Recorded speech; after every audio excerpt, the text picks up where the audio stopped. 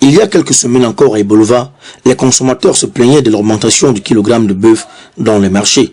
Aujourd'hui, d'autres denrées de grande consommation comme le riz ont aussi revu leur prix à la hausse. Et la population semble être dépassée par ce phénomène d'augmentation de prix dans nos marchés. Ça a augmenté. Avant c'était le prix à 50, maintenant c'est le prix à 60. Les responsables régionaux du commerce semblent ne pas être au courant de cette situation, parlent plutôt de la naïveté et de l'ignorance des consommateurs sur les produits homologués et ceux non homologués. Nous voulons donc ici rassurer les populations du Sud pour leur dire que les riz soumis à la procédure d'homologation préalable, c'est-à-dire les 5% et les 25% de mesure, les prix de ces riz-là n'ont pas changé. Au niveau des matériaux de construction, les prix flambent de plus en plus, comme le relèvent les consommateurs. Tous ces derniers jours, vraiment, sans vous mentir, les prix ont augmenté. Le ciment est passé de 4 900 à 5 200 francs. Les fers aussi, c'est de la même chose, 2 150 à 3 250. Pour ne citer que ça, il y a aussi les tôles qui sont quittées de 5 900 à 6 200, on ne sait trop pourquoi. On ne s'en sort pas difficilement puisque le client ne comprend pas que le ciment a augmenté. En ce qui concerne le coût du matériel dans les quincailleries, véritablement ça a déjà augmenté. Bon, c'est un constat qui est fait par nous les techniciens depuis un certain temps. Ils nous disent également que c'est l'influence du coronavirus. Concernant le travail, véritablement, bon, on ne s'en sort pas du tout. Mais qu'à cela ne tienne, on est obligé de faire avec parce que nous sommes des humains. Les tuyaux de sang coûtaient 2500 aujourd'hui, plus de 4000 francs. Donc il y a eu augmentation de prix. Les commerçants avouent avoir augmenté les prix pour cause le coût de transport et les effets néfastes de la pandémie à coronavirus dans le secteur de la quincaillerie. Je fixe les prix en fonction de mes prix d'achat, tenant compte aussi de la distance. Le sac de ciment est coûté de 5200 à 5300.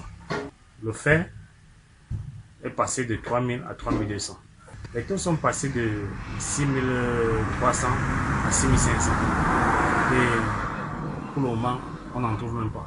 À la délégation régionale du commerce du Sud, après la circulaire du ministre du Commerce du 11 juin dernier, relative à l'assainissement des prix dans les marchés, une action a été menée auprès de ces commerçants véreux afin de les convaincre au respect scrupuleux des prix homologués par le ministère du Commerce. La situation est à la normale, que les prix des produits de grande consommation ou les produits soumis à la procédure d'homologation préalable n'ont pas bougé dans le Sud.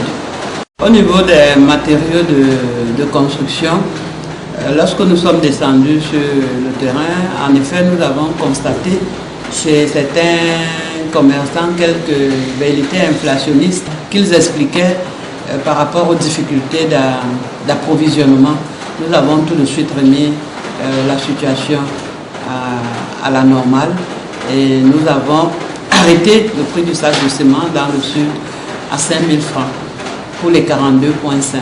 Nous voulons quand même souligner pour les consommateurs qui se rendent dans les marchés, s'ils venaient à constater quelque inflation que ce soit, qu'ils saisissent la délégation régionale du commerce et nous ferons le reste. Les consommateurs restent tout de même campés sur leur position de franche abandonnée. Demandent à l'administration d'être plus régulier sur le terrain, car les circulaires rédigés dans les bureaux et les réalités du terrain sont souvent différentes. Quand le ministre dit bon, il n'y a pas d'augmentation, or que sur le terrain, c'est pas ce que nous vivons sur le terrain. Ça se dit sur les papiers, mais quand il faut aller sur le terrain, c'est autre chose. Si on dit bon, tel c'est 1000 francs, mais quand on va dans une boutique, on va trouver l'article à plus de 1000. C'est là où le bas blesse. Donc il ne faut pas toujours respecter ce que le ministre dit. Or, il le sait. Il sait franchement qu'il dit ça de bouche, mais sur le terrain, c'est autre chose. Il faut absolument que la parole passe par les actes. Parce qu'il ne suffit pas de parler. Donc, si le ministre, après avoir parlé, va donc sur le terrain, vérifie, il envoie même des éléments. C'est pas qu'il fait un passage dans les magie, il dit que tout est bon. On abaisse les prix. Après son départ, on remet les prix qui sont exhaustifs. C'est pas bien. Vivement que le ministère du Commerce fasse quelque chose.